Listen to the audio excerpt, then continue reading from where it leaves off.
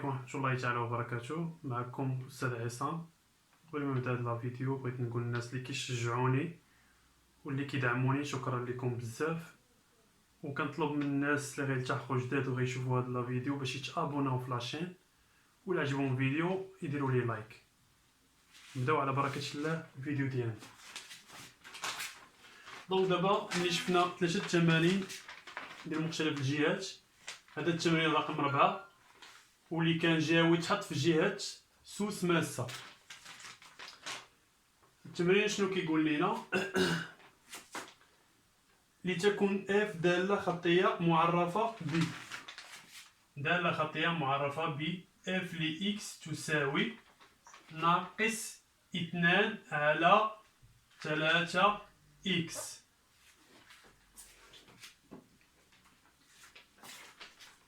السؤال ألف قالوا لنا احسب اف لثلاثة وحدد العدد الذي صورته بالدالة اف هي 1، يعني بغا يقول لنا حدد العدد الذي صورته 1 بالدالة اف. إذا ألف نحسبو اف لثلاثة، هنا عوضت اكس بثلاثة، تا هاد اكس غنعوضوها بثلاثة، هي ناقص 2 على 3 في 3 تساوي اف لثلاثة تساوي ناقص 2 في 3 ناقص 6 على 3. هنا اف لثلاثة تساوي غادي نختزل، غتعطيني ناقص 3، عفوا غتعطيني ناقص 2. إلا قسمت 6 على 3 غتعطيني 2، وإلا قسمت 3 على 3 غتعطيني 1، و2 على 1 تساوي 2. مفهوم؟ دابا غادي ندوزو، قالك وحدد العدد الذي صورته 1 بالدالة اف، بالدالة اف يعني قالنا نكتبوها على شكل تعبير اف لإكس تساوي 1. مفهوم؟ العدد، حدد العدد، يعني نحددو العدد اكس اللي الصورة ديالو بالدالة اف كتساوي لينا 1. ولا جينا هنايا عطاونا اف لإكس تساوي ناقص 2 على 3 اكس، كنعوض هاد اف لإكس بناقص 2 على 3 اكس تساوي 1. الآن غادي نديرو اكس تساوي وهاد ناقص 1 ناقص 2 على 3 غادي نديوها للطرف الآخر، هنا مضروبة، إلا جينا هنا غادي نقلبوها تولي 1 في ناقص 3 على 2. ملي كنديوها للطرف الآخر كنقلبو البسط مع المقام. إذا إكس تساوي 1 في ناقص 3 على 2 هي ناقص 3 على 2. إذا العدد الذي صورته 1 بالدالة اف هو ناقص 3 على 2. كتكتبوها هنا، العدد الذي صورته 1 بالدالة اف هو ناقص 3 على 2. كنظن واضح. باء أنشئ تمثيل مبياني للدالة اف في معنى متعامد ممنظم او ايجي. إلا بغينا ننشئو التمثيل ديالنا كيخصونا جوج نقاط، عندنا اكس اف لإكس، وكيف ما حنا تنعرفو وكيف ما شفنا في الدرس أن الدالة الخطية ديما تدوز من أصل المعنى، يعني النقطة أو ديما عندي كيخصني نبحث غير عن نقطة آخر. إذا صفر صفر من أصل المعنى، وإلا عوضت إكس بصفر غتعطيني ناقص 2 في صفر تساوي صفر. مفهوم؟ وديجا هنا عندي الصورة ديال العدد 3 تساوي ناقص 2، إذا 3 ناقص 2. كنظن واضح. دابا غادي نمثلو التمثيل ديالنا. دابا خصنا نوضعو هاد النقط هادو، عندنا صفر صفر ها هي، وعندنا الأفصول 3، الأورتوب عندنا ناقص 2. إذا كندير الإسقاط ديالي هنا، عندي هاد النقطة وهاد النقطة. هاد النقطة في الأفصول عندي 3 وفي الأورتوب عندي ناقص 2. كندير الإسقاط ديالي. إذا ها هي النقطة، مفهوم؟ هادي النقطة هادي نسميوها النقطة أ، حيتاش هي ديالها 0 0، وهادي نسميوها نقطة بي حيتاش هي ديالها 3 ناقص 2.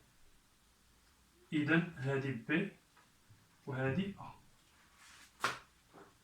وملي كيتوفروا عندي جوج نقط صافي كنرسم المستقيم ديالي.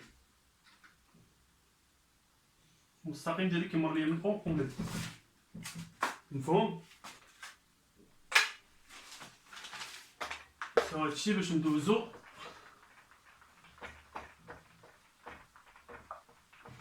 السؤال رقم 2.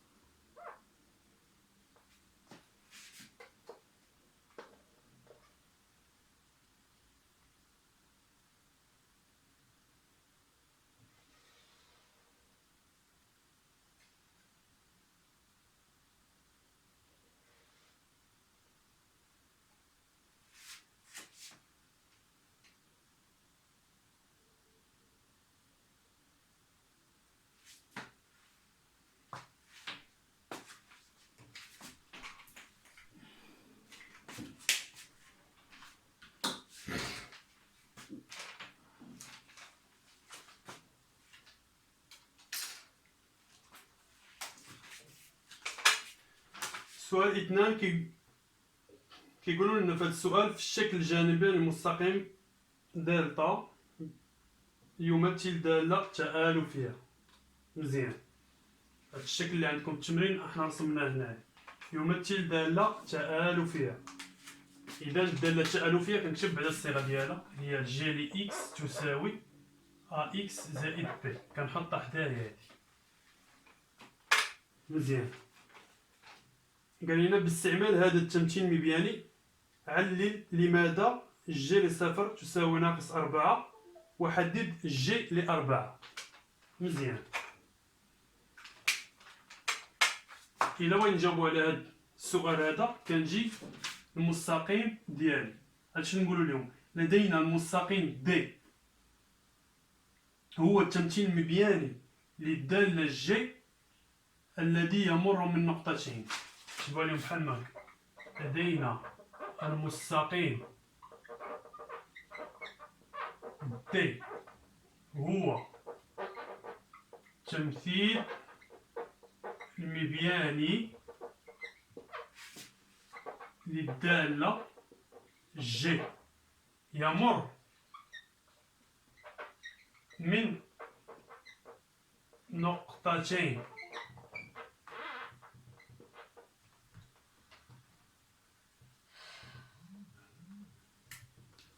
كيف ما كتشوفوا هذا المستقيم كيمر ليا من نقطتين الشكل اللي عطاوني كيدوز ليا من هاد النقطة هادي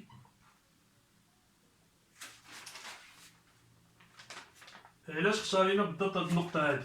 كنمشيو مع الأرقام اللي عطاونا في التمرين. عطاونا جي لصفر تساوي ناقص 4، يعني جي لصفر تساوي ناقص 4.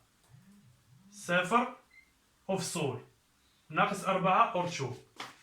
ولا جينا نشوفو غنلقاو هاد المستقيم كيمر لينا من هاد النقطة اللي الإحداثيات ديالها صفر، ها هي أفصول صفر، والأرتشوب ناقص 4.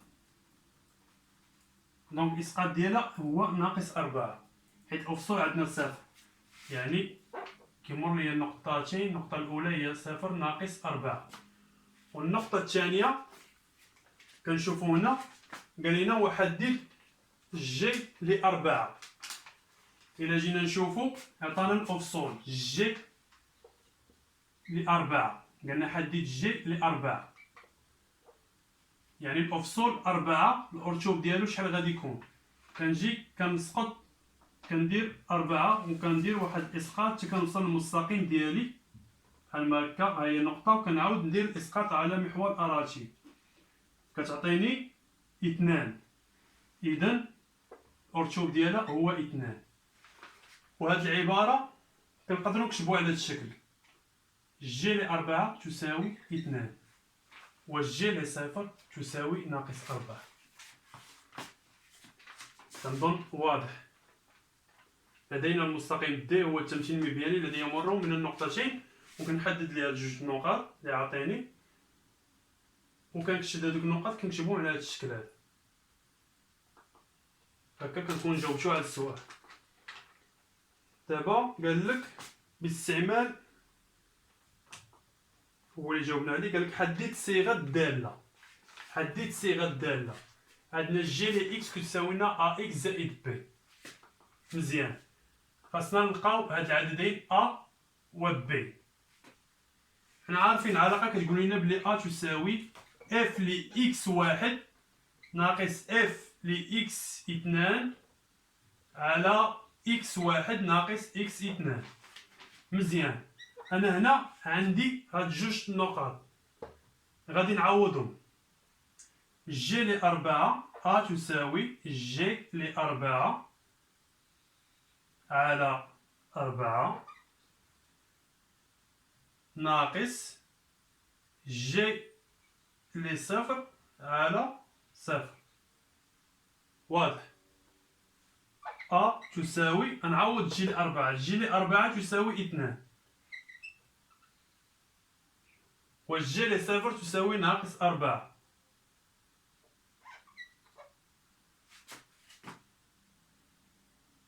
والتحت 4 ناقص صفر هي 4. إذن هنا عندي جوج ناقص مع ناقص زائد، يعني جوج زائد 4 هي 6. أ تساوي 6 على 4. غادي نختزل غتعطيني أ تساوي 3 على 2. إذن معامل الدالة جي هو 3 على 2. مزيان. دابا الدالة ولات عندنا جي ل إكس تساوي 3 على 2 إكس زائد بي. دابا كيبقى لنا أننا خصنا نحددو هاد بي هذا. كنجيو كناخدو نقطة من هاد النقطتين. خد النقطة اللي بغيتي، حيت أي نقطة فيهم غتعطيك نفس النتيجة. راه خديتي هاد النقطة ولا هاد النقطة راه غتوصل لنفس النتيجة. مزيان، ناخدو جي لصفر كتبان ساهل. جي لصفر تساوي 3 على 2، عوضت إكس بصفر، أنا نعوض هاد إكس بصفر زائد بي. والجي لصفر تساوي ناقص 4 تساوي 3 على 2 في صفر. 3 على 2 في صفر هي صفر، كتبقى ليا بي.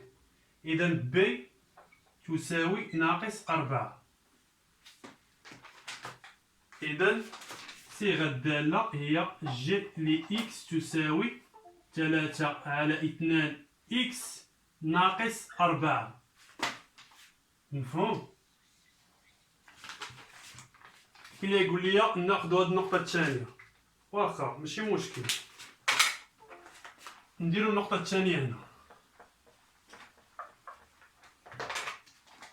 ناخذ جي لأربعة. جي لأربعة تساوي، غنعوضو هاد إكس هي بربعة، هي 3 على 2 في 4 زائد بي. واضح. جي لأربعة تساوي عندنا هنا 2 تساوي 3 في 4 هي شحال؟ 12 على 2 زائد بي. إذا 2 تساوي 12 على 2 راهي 6 زائد بي. إلا بغيت بي سا كديوها للطرف الآخر، يعني بي تساوي 2 ناقص 6. بي تساوي ناقص 4. كتعطيك سواء انطلقتي بهاد النقطة ولا بهاد النقطة كتلقى نفس النتيجة. دونك بحال هكا كنكونو سالينا هاد التمرين هذا. كنشكركم.